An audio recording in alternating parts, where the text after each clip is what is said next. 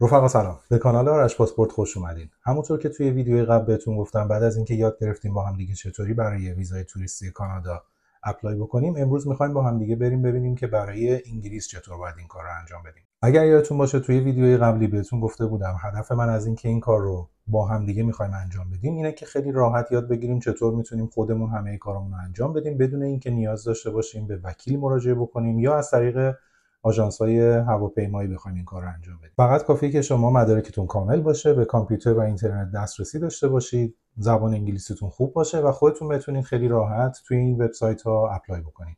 قبل از اینکه بریم توی وبسایت شروع بکنیم، میخوام ازتون خواهش بکنم که کانال یوتیوب من رو سابسکرایب بکنید، ویدیو رو اگر دوست دارید لایک بکنید و اگر هر وقت نظر یا سوالی براتون پیش میاد توی قسمت کامنت ها برای من بنویسین. با این کارتون منو خیلی خوشحال میکنین و پیشاپیش ممنونم از حمایتتون. خب دیگه بیشتر از این وقت رو تلف نمیکنم، با هم بریم روی صفحه لپتاپ ببینیم که برای اپلای کردن ویزای توریستی انگلیس چیکار باید بکنیم. خب اولین کاری که باید انجام بدیم اینه که توی گوگل سرچ بکنیم که UK ویزا اپلیکیشن، ببینیم چه وبسایتی رو به ما معرفی میکنه.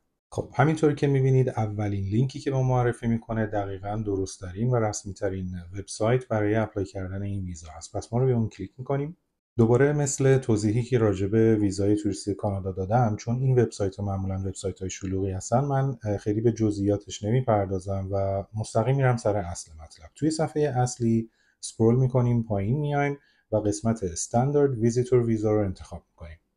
صفحه بعدی که باز میشه همون اول توی قسمت کانتنت ها یکی مونده به آخر apply for a standard visitor visa رو انتخاب میکنیم.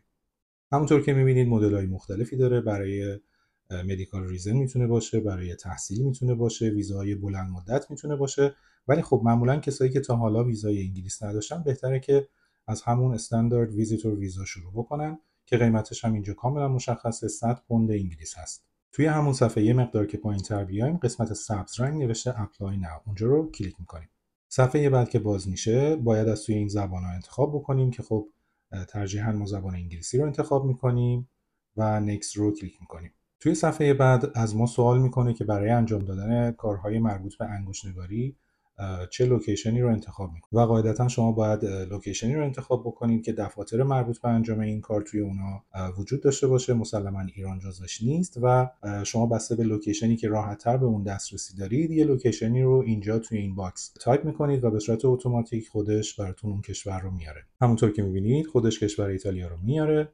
نکست میکنم. توی صفحه بعد همون اول توضیح میده که مثلا برای کشور ایتالیا شرکتی هست به اسم TLS Contact که کارهای مربوط به انگشت‌نگاری ویزای انگلیس رو انجام میده.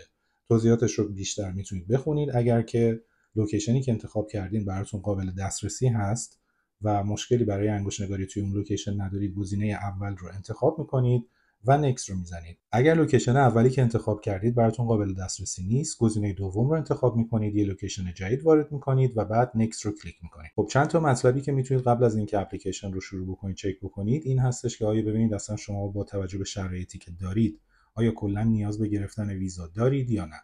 مورد دیگه این هستش که شاید شما نیاز داشته باشید که تست بیماری سل رو بدید و اینکه میتونید چک بکنید از لوکیشنی که دارید اپلای میکنید کلا طول این پروسه چقدر میتونه باشه. جلوتر چیزی که توضیح میده اینه که وقتی که شما شروع میکنید به انجام دادن این اپلیکیشن، اگر به مدت 25 دقیقه به صورت راکد و ساکن بمونه این اپلیکیشن به صورت اتوماتیک لاگ اوت میشه. این به این معنی نیستش که اپلیکیشنتون از بین میره، ولی سیف میشه. بعد شما میتونید مجدد لاگین بکنید و ادامه بدید اپلیکیشنتون. کل پرسه‌ای که برای اپلای کردن باید انجام بدین 3 مرحله هست. یکی پر کردن فرم به زبان انگلیسی، یکی پرداخت مبالغ به صورت آنلاین و یکی هم انجام دادن مراحل مربوط به انگشت‌نگاری. خب من دیگه خیلی به جزئیاتش نمی‌پردازم، اگه بخواید خودتون کامل میتونید بخونین. وقتی که همه اینا انجام شد ما گزینه استارت ناو رو کلیک می‌کنیم. خب مثل پرسه‌ای که در مورد کشور کانادا انجام دادیم، اینجا هم شما باید آدرس ایمیلتون رو رجیستر بکنید. آدرس ایمیل رو وارد میکنیم، برای اون پسورد هم انتخاب میکنیم که توضیح داده که پسورد چه شرایطی داشته باشه و ما گزینه سیو اند کانتینیو رو کلیک میکنیم. از ما سوال میکنه که به این آدرس ایمیل چه کسی دسترسی داره، خودمون رو انتخاب میکنیم. آیا ایمیل دیگه ای داریم؟ نه. خب توی صفحه بعد از ما یه شماره تلفن میخواد. داخل این باکس فقط باید اعداد نوشته بشه و معمولاً باید با کد کشور شروع بشه. من برای مثال کد کشور ترکیه رو وارد میکنم. از من سوال کرده که این خط تلفن رو کجا میخوام استفاده بکنم، میتونم هر دوتا رو انتخاب بکنم و خب این شماره تلفن موبایل هست. من روی موبایل کلیک میکنم و سیو اند کانتینیو. آیا تلفن دیگه هم داریم؟ گزینه نه رو انتخاب میکنیم. توی صفحه بعد از ما سوال میکنه که از چه طریق‌هایی با این شماره تلفن میتونن با ما تماس بگیرن. گزینه اول رو میتونیم انتخاب بکنیم که هم زنگ بزنن و هم SMS بفرستن. صفحه بعد اسم کوچیک و اسم فامیل رو باید وارد بکنیم. وقتی که اسم فامیل رو وارد کردیم سیو اند کانتینیو رو کلیک میکنیم. صفحه بعد از ما سوال میکنه آیا اسم دیگه ای داریم یا نه. گزینه نه رو انتخاب میکنیم. صفحه بعد جنسیت رو انتخاب میکنیم و وضعیت تأهلمون رو هم انتخاب میکنیم. برای مثال من سینگل میذارم. توی صفحه بعد آدرس رو وارد میکنیم و در آخر گزینه yes رو انتخاب میکنیم که برای مکاتبات هم بتونن از همین آدرس استفاده بکنن. بعد save and continue رو کلیک میکنیم. قبل از اینکه ادامه بدم اینو بهتون بگم که یه گزینه این پایین هست به اسم show and edit answers. شما هر زمان که این رو کلیک بکنید جوابهایی که تا این لحظه به سوالات دادی رو میتونید بخونید، مرور بکنید و اگر لازم هست چیزی رو تغییر بدید. خب توی این صفحه از ما سوال میکنه که توی این آدرسی که ذکر کردیم به چه مدتی اقامت داشتیم و آیا صاحب اون خونه هستیم یا اجاره هستش. من گزینه I rent it رو انتخاب میکنم و save and continue رو کلیک میکنم. خب توی صفحه بعد راجع به اطلاعات مربوط به پاسپورت سوال میکنه. اطلاعات رو وارد میکنیم، تاریخ صدور، تاریخ انقضا و گزینه save and continue رو کلیک میکنیم. اینجا از ما سوال میکنه که آیا کارت ملی یا همون آیدی کارت هم داریم یا نه. گزینه بله رو انتخاب میکنیم. خب اطلاعات مربوط به کارت ملی رو هم وارد میکنیم. کد ملی، کشور صادر کننده، تاریخ صدور و تاریخ انقضا.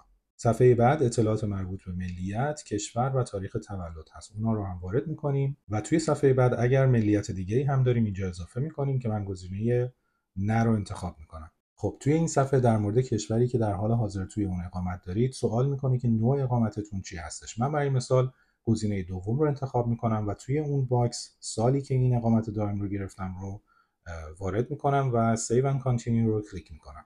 در ادامه وضعیت شغلی رو میپرسه. من گزینه اول رو انتخاب میکنم که یعنی من توسط یه شرکتی استخدام شدم و ادامه میدیم. توی صفحه بعد باید اطلاعات محل کارمون رو وارد بکنیم. برای مثال من اینا رو به صورت فرضی پر کردم. وقتی همه رو کامل کردید گزینه save and continue رو کلیک میکنیم. صفحه بعد عنوان شغلی من رو میپرسه و اینکه بعد از تکس چقدر من حقوق میگیرم و یه توضیح کوچیکی هم در مورد اینکه دقیقاً کارم چیه باید اینجا بنویسم. نباید از 250 کاراکتر بیشتر باشه.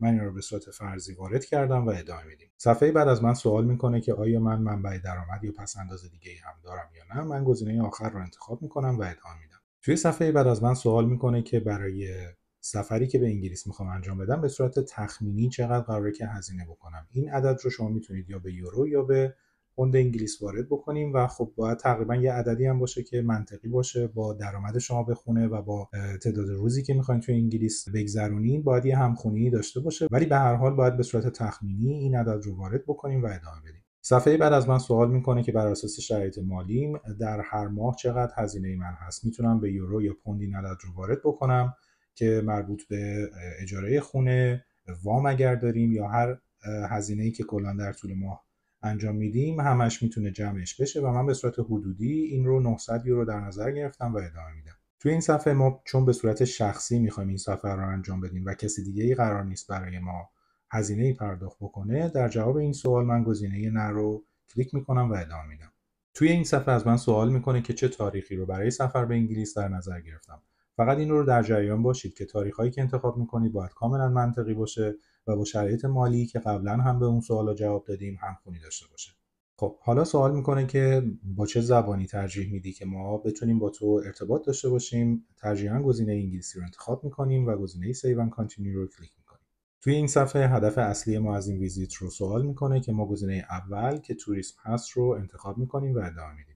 و توی این صفحه زیر مجموعه توریسم که میتونه خود توریست باشه یا دیدار خانواده و دوستان باشه باز ما گزینه توریست رو انتخاب میکنیم و save and continue.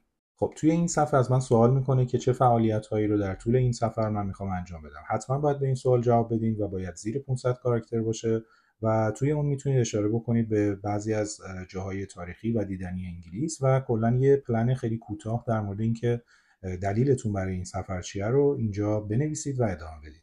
صفحه بعد از من سوال میکنه که آیا کس دیگه‌ای به شما وابستگی مالی داره یا نه. من گزینه نه رو انتخاب میکنم. صفحه بعد از من میخواد که اطلاعات مربوط به پدر مادر خودم رو وارد بکنم.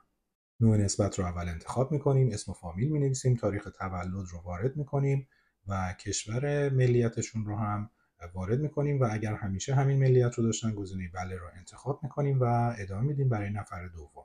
اطلاعات نفر دوم رو هم وارد میکنیم و ادامه میدیم. توی این صفحه سوال میکنه از ما که آیا بستگانی توی انگلیس داریم یا نه. گزینه نه رو انتخاب میکنیم. صفحه بعد از ما سوال میکنه که آیا در قالب یک گروه به انگلیس سفر میکنیم یا نه. گزینه نه رو انتخاب میکنیم.